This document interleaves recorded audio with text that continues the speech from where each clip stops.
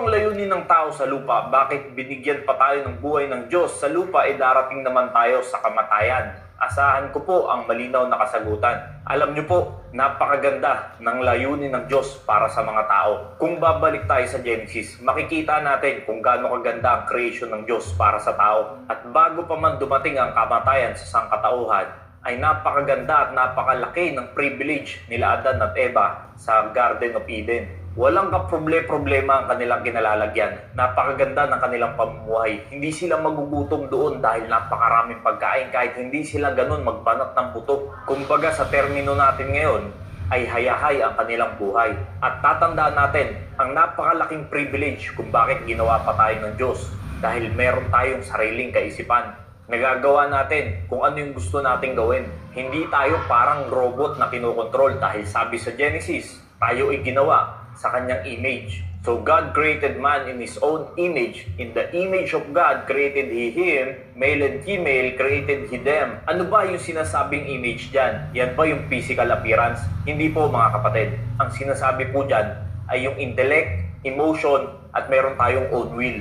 Ibig sabihin, nag-iisip tayo ng sariling sa atin, gumagalaw tayo, kumikilos tayo ng sarili natin, at nakakapag-desisyon tayo sa ating sarili. Nasasaktan tayo, natutuwa, nagiging masaya, at ganun din po ang Diyos. At ganun dapat tayo magpasalamat dahil nakakaranas pa tayo ng buhay na ginawa ng Diyos. Pero dahil sa isang pangyayari na dapat ang tao ay hindi na mamamatay, ay nagkaroon ng kamatayan. Wherefore, as by one man sin entered into the world, and death by sin, and so death passed upon all men, for that all have sinned. Dahil sa pagkain nila doon sa prutas, sa bunga na sinabi ng Diyos na huwag nilang kainin, ay nangyari ang kasalanan. Dahil sa hindi nila pagsunod sa Diyos at namulat na ang kanilang kaisipan sa good and evil dahil sa pagkain sa prutas na yon, ay nangyari ang kamatayan. Namatay sila spiritually, nawala na ang kanilang relasyon at naputol ang kanilang koneksyon sa Diyos at mamamatay sila physically. So yan yung dahilan kung bakit namamatay ang tao at mamamatay spiritually dahil sa kasalanan. For the wages of sin is death. Ang kabayaran ng kasalanan ay kamatayan. So dahil lahat tayong tao ay makasalanan, mamamatay tayong lahat physically. Pero pwedeng hindi tayo mamatay spiritually. Now, pwede nating itanong sa ating kaisipan, bakit hindi na lang kasi kinontrol ng Diyos na wag nilang kainin yung bunga ng prutas na yon? Well, yun nga po yung sinasabi ko, ganun ka-privilege ang isang tao na nabubuhay sa mundo, na binigyan siya ng Diyos ng sariling kakaisipan, sariling will, sariling desisyon, na hindi siya kinokontrol na parang robot ng Diyos. Ikaw, ako, kung paano tayo nagdidesisyon ng saganang sariling atin, kung paano tayong nakakakilos sa gusto nating gawin, di ba't napakalaking privilege niyan sa Diyos? Kaya, ito ang naramdaman ng Diyos nung nangyari yan. And it repented the Lord that He made man on the earth, and it grieved Him at His heart. Mga kapatid, ang Diyos ay nasasaktan pag tayo ay nakakagawa ng kasalanan. Bakit ayaw ng Diyos sa kasalanan? Dahil tatandaan natin, ang Diyos ay holy, siya ay banal. Kaya ganun na lamang nasaktan ng Diyos nung nagkasala si Adan at Eva. Dahil dito, naipasa ang kamatayan sa sangkatauhan dahil lahat tayo ay makasalanan. Now, pwedeng isipin na baka ang unfair naman ng Diyos. Kasalanan naman nila yun, pero bakit tayo ang nagsasuffer ngayon?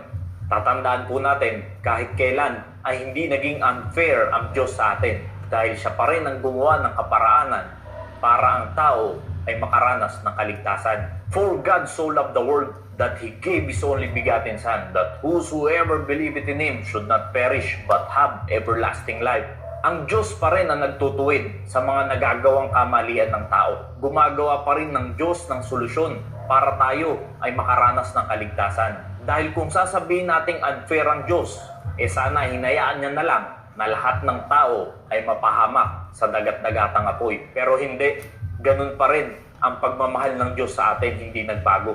Sa sobrang pagmamahal niya sa atin, ay ibinigay niya pa ang kanyang buktong na anak. Ano lang ang dapat natin gawin? Tayo lang ay dapat sumampalataya sa Panginoong Kristo.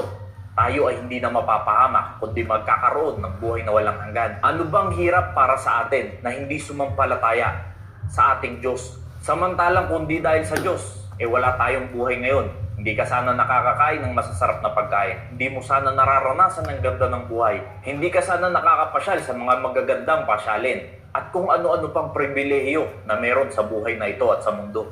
Kaya mapapatanong ka na lang sa iyong sarili, what is man that thou art mindful of him? And the Son of Man that thou visitest him? Sino ba tayo para alalahanin pa ng Diyos?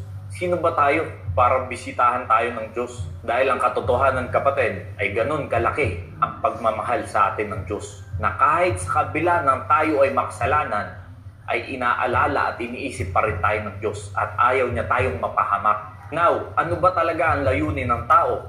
Bakit siya binuhay pa ng Diyos mamamatay din naman? Para bigyan ng pag-asa na magkaroon ng buhay na walang hanggan. Dahil isang araw, kapatid, lahat ng ito ay matatapos. Lahat ng tao dito sa mundo ay mamamatay. Pero kung sino lang ang sumampalataya sa ating Panginoong Kristo, siya lang ang makakasama ng Diyos sa kaharian niya. At ang mga hindi sumampalataya sa ating Panginoong Kristo ay mapupunta sa dagat-dagatang apoy. Let us hear the conclusion of the whole matter. Fear God and keep His commandments, for this is the whole duty of man. Yan ang buong katungkulan ng tao na hindi nalalaman ng karamihan, na tayo ay dapat nananatili sa ating Panginoon. Dahil tatandaan natin, isang araw, kapatid, lahat ng pinagpapaguran natin dito, lahat ng sakit, lahat ng problemang kinaharap natin ay matatapos yan.